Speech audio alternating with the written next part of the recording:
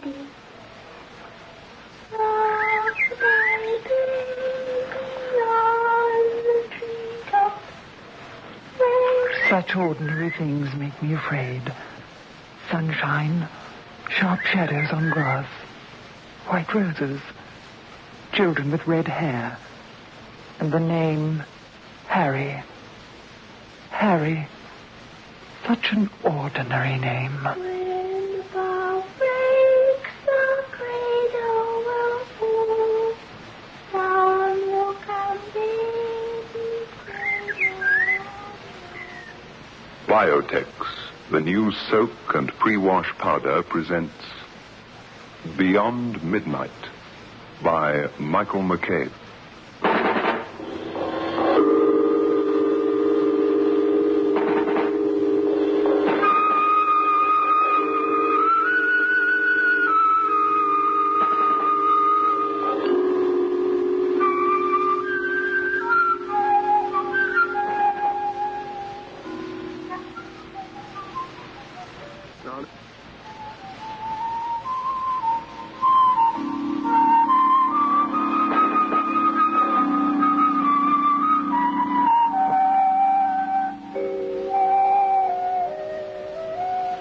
Harry. Such an ordinary name. Yet the first time Christine mentioned it, I felt a premonition of fear. She was 5 years old, due to start school in 3 months' time.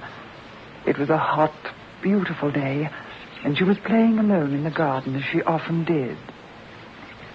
I saw her lying on her stomach in the grass, picking daisies and making daisy chains with laborious pleasure. The sun burned on her pale red hair and made her skin look very white and lovely. Her big blue eyes were wide with concentration. Suddenly she looked towards the bush of white roses, which cast its shadow over the grass, and smiled. Yes, I'm Christine. She rose and walked slowly towards the bush, her plump little legs defenseless and endearing beneath a too short cotton skirt. She was growing fast. Yes, my Mummy and Daddy. Oh, but they are my Mummy and Daddy. Chris, what are you doing? Nothing. Well, come indoors now, darling. Goodbye, Miss Gill. Now, goodbye. Chris? Who are you talking to? Harry. And who's Harry? Harry. I couldn't get anything else out of her, so I just gave her some cake and milk and read to her until bedtime. As she listened, she stared out at the garden. Once she smiled and waved. It was a relief finally to tuck her up in bed and feel she was safe. Oh, she's not that lark, is she? What do you mean, Jim? Well, it's not so rare for only children to have an imaginary companion. I had one myself called Oz. Used to talk to him all the time. Oh. Well, some kids talk to their dolls. Chris has never been very keen on dolls. She hasn't any brothers or sisters, so she talks to... what was it? Who did you say? Harry. Harry. Well, she hasn't any friends of her own age, so she mentioned someone. Harry. But Jim, why has she picked that particular name? You know how kids pick things up. I don't know what you're worrying about. Honestly, I don't. Well, I'm not worrying exactly. It's just that when I feel extra responsible for her, more so than if I were her real mother. Sure, but Chris is all right. Chris is fine. She's a pretty, healthy, intelligent little girl. A credit to you.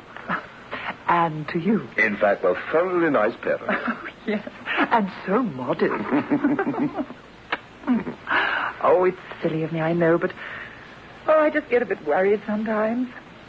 I feel better now. You always make me feel better about everything. I felt consoled until the next morning.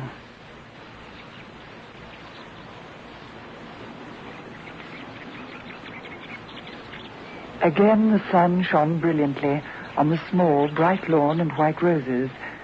Christine was sitting on the grass, cross-legged, staring towards the rose bush, smiling. Hello. I hoped you'd come. Because I like you. How old are you? I'm only 5 and a bit. I'm not a baby. I'm going to school. soon, and I'm going to have a new dress. Oh, yes, I did go for a little while. Infant school.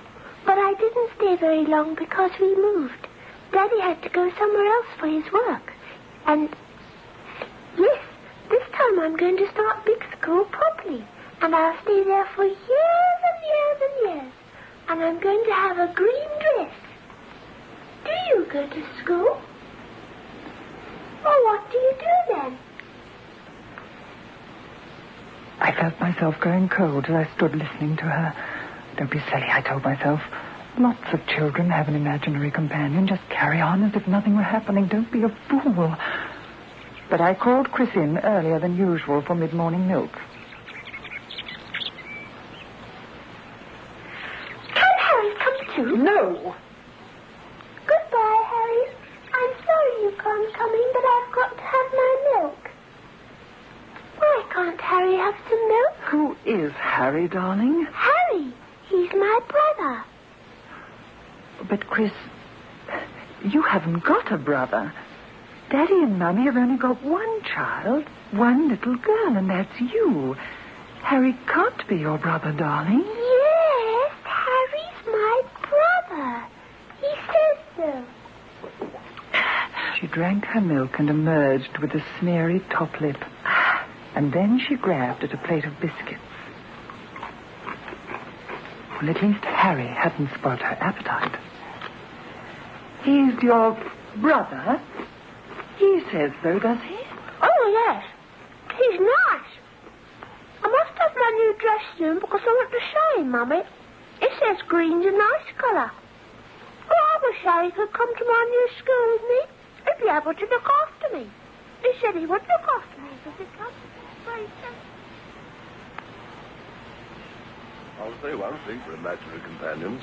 They help the child with their talking. With an accent. Accent? A Cockney accent. Today, Chris, well, she started speaking to me with a sort of Cockney accent. Just a slight one. My dearest, every London child gets a slight Cockney accent.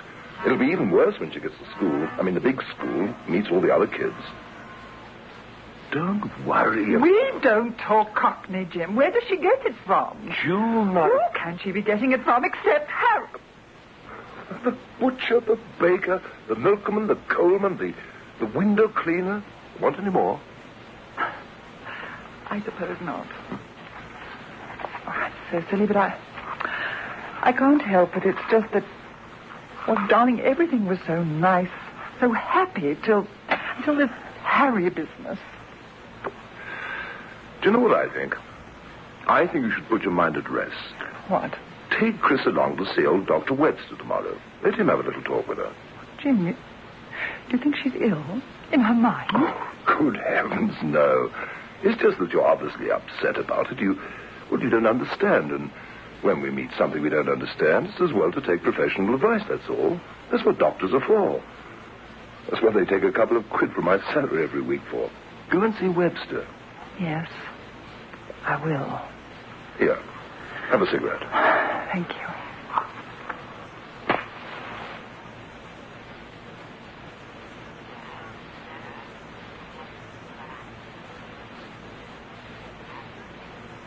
It's a fairly unusual case, Mrs. James, but by no means unique. I've had several cases of children's imaginary friends becoming so real to them that their parents get the jitters. Now, Christine's rather a lonely little girl, isn't she? Oh, she won't be when she goes to school again, but, well, I suppose she is at the moment, yes. She doesn't know any other children. We were quite new to the neighborhood. Yes, you moved, haven't you? Well, I think you'll find these fantasies will disappear when she gets to school and meets the other children. At the moment, this friend of hers is a compensation for real children. You see, every child needs company of her own age. If she doesn't get it, well, she invents it. Older people who are lonely, they talk to themselves, but that doesn't mean that they're crazy or anything. It's just that, well, they need somebody to talk to. Yes. The child is more practical. Seems silly to talk to oneself, says the child, so it invents another, a real person. I don't think you've got anything to worry about. Oh, that's what my husband says. I'm sure he does. Still, I'll have a chat with her as you brought her. Oh, yes. Leave us alone together, Yes? Christine, just come here a minute, will you, darling? Harry's waiting. Where, Chris? There. See, Mummy, down there by the rose bush. It's just like our rose bush, isn't it? Do you see him? There's no one there. Now, Dr. Webster wants to see you. Now, you remember him, don't you? He gave you sweets when you were getting better with chicken pox. Hello, Christine. My, you're growing. Shooting up.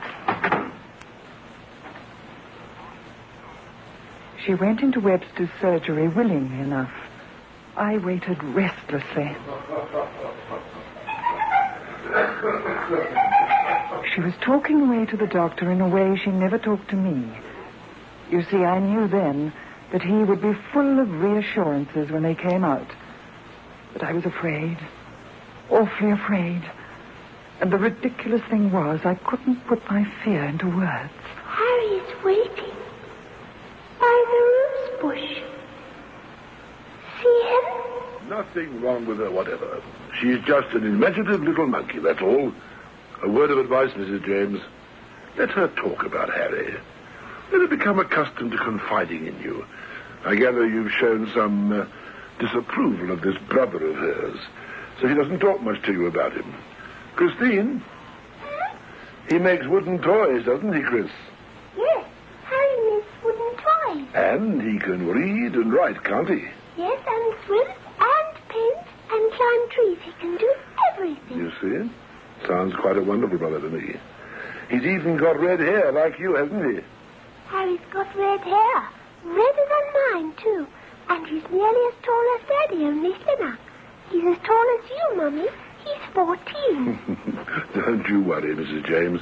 You let her prattle. Thank you, Doctor. Goodbye, Chris. Give on up to Harry.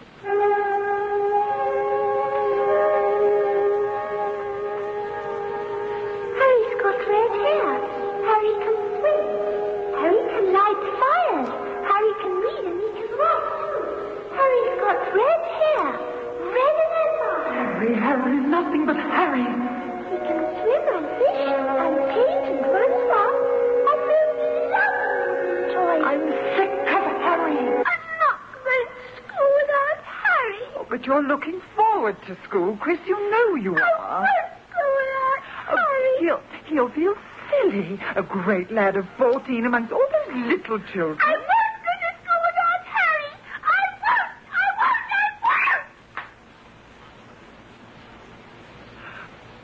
Chris, I'm sorry, darling. I didn't mean... You see, darling, it's just that...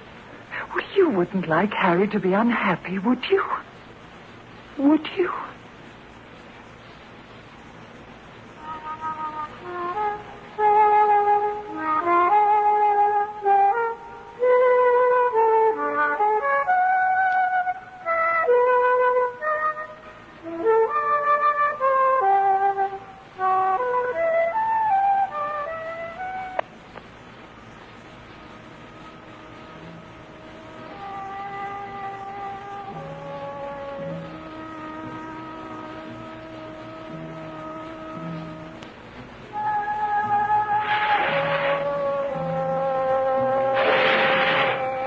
It was still daylight, golden shadows and long strips of sunlight in the garden. Then, almost like a dream, the long, thin, clear-cut shadow of a boy near the white roses. Harry! I thought I saw a glimmer of red among the trees, among the roses, like close red curls on a boy's head. Then, there was nothing. The next day, I started on my secret mission. I took a bus to town and went to the big, gaunt building I hadn't visited for over 5 years. Then Jim and I had gone together. The top floor of this building belonged to the Greythorn Adoption Society. Mrs. James, how nice to see you again. How's Christine? My goodness, it must be 4 years at least. Oh, it's more than 5, Miss Cleaver. Well, Chris is very well. Miss Cleaver, I'd better get straight to the point. I know you don't normally tell people about a child's origins, not even to the child's adopters. But I must know who Christine is. Oh, I'm sorry, Mrs. James, but our rules Please, let me tell you the whole story, and you'll see I'm not just suffering from vulgar curiosity. Yes, all right, then. Please, won't you sit down? Thanks. Miss Cleaver...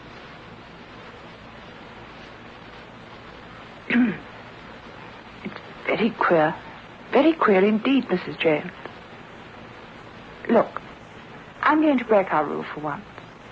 I'm going to tell you in confidence where Christine came from. Thank you.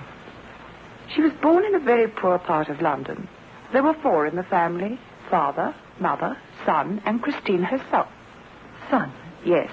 The parents hadn't really wanted Christine. Family lived in one room at the top of a very old house, which should have been condemned by the sanitary inspector, in my opinion. It was difficult enough when there were only 3 of them. But with a baby as well, life became a nightmare. The mother was a neurotic creature, slatternly, unhappy, too fat. After she had the baby, she took no interest in it. Brother, however, adored the little thing right from the start. He constantly got into trouble for cutting school so that he could look after her. Christine. Yes? One morning in the small hours, a woman on the ground floor saw something fall past her window. She heard a thud on the ground outside. She went out to look and found the son of the family there, on the ground. Christine was in his arms. The boy's neck was broken. He was dead. The little girl was blue in the face, but still breathing faintly. The woman worked the household, sent for the police and the doctor, and they went to the top room. They had to break the door down because it was locked and sealed inside. The window was open, but there was an overpowering smell of gas. They found the husband and wife dead in bed. There was a note from the husband. It said, "I can't go on. I'm going to kill them all. It's the only way." The police concluded that he'd sealed up the doors and windows, turned on the gas when his family were asleep, and lain down beside his wife until he drifted into unconsciousness and death. But the son must have woken up. Perhaps he struggled with the door, but couldn't open it. He'd been too weak to shout. All he could do was pluck away the seals from the window, open it, and fling himself out, holding his adored little sister tightly in his arms. So her brother saved her life and died himself? Yes. He was a very brave little boy. Perhaps he thought not so much of saving her as keeping her with him. Oh, dear, that sounds ungenerous. I didn't mean to be, Miss Cleaver.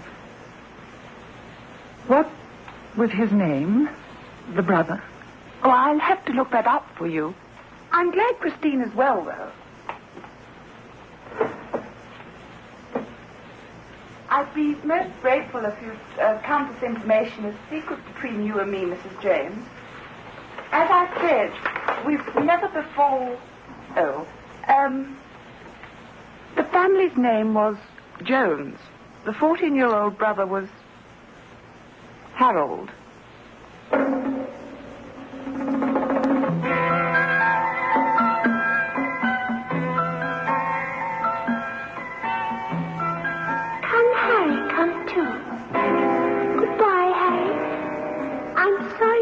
Come in, but I've got to have my milk. Goodbye, Harry.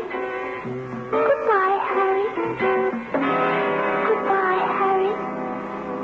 What does it all mean? I can't understand. It's not easy.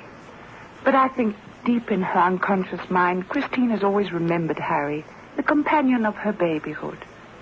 We don't think of children as having much memory, but there must be images of the past tucked away somewhere in their little heads. Christine doesn't invent this Harry. She remembers him so clearly that she almost brought him back to life again. May I have the address of the house where they lived, please?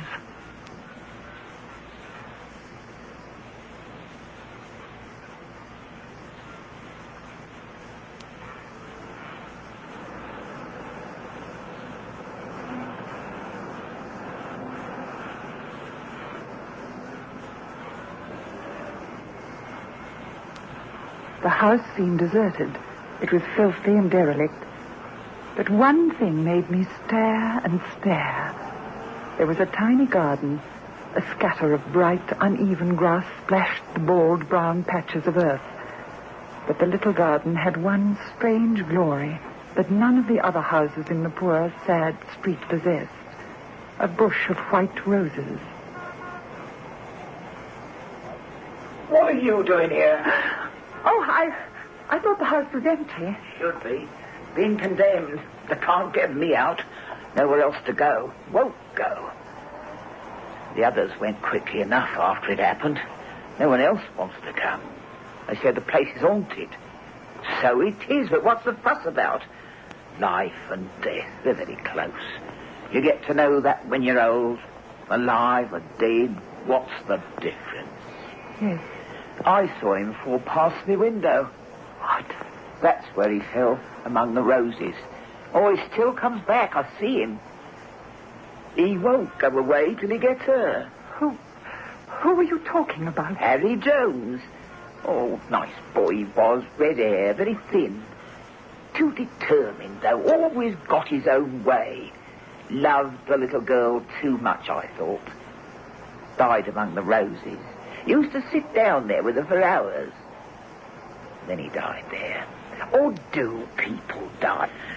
Nobody's got any answers. No one nowhere.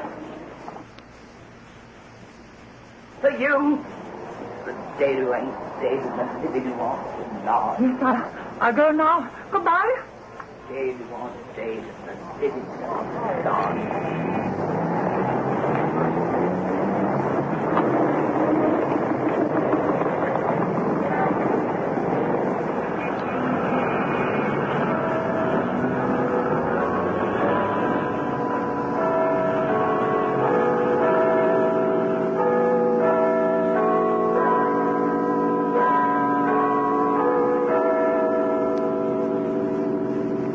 I hurried across the bright, hot pavements, and my legs felt heavy and half paralyzed. I lost all sense of time. Then I heard the clock strike 3, and it chilled my blood. At 3 o'clock, I was supposed to be at the school gate, waiting for Christine.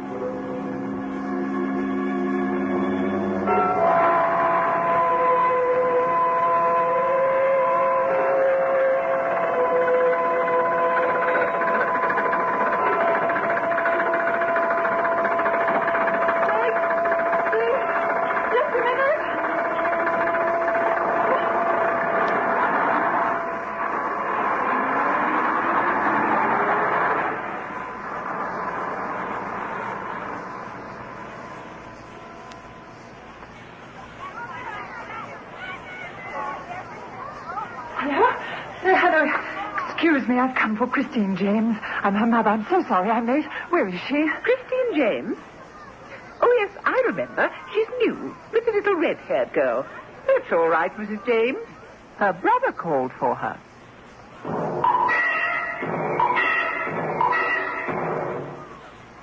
How alike they are, aren't they? And so devoted. It's rather sweet.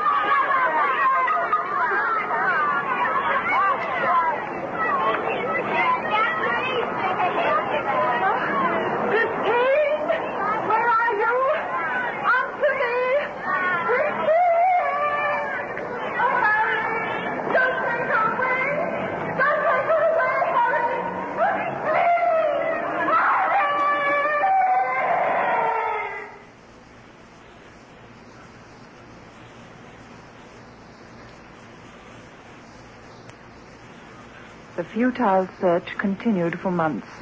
The papers were full of the strange disappearance of the red-haired child. The teacher described the brother who had called for her. There were stories circulated about kidnapping, baby snatching, child murders. Then the sensation died down. It became just another unsolved mystery in police files. And only 2 people knew what happened. An old, crazed woman living in a derelict house, and myself.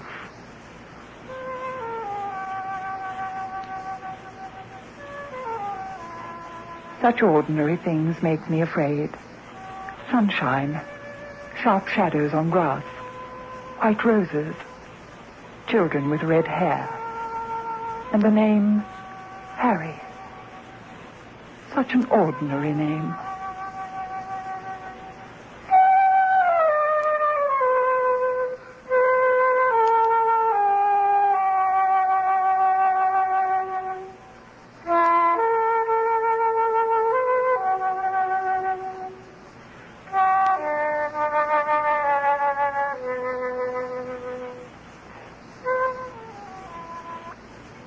The program is adapted for broadcasting and produced by Michael McCabe. Accident, automobile accident.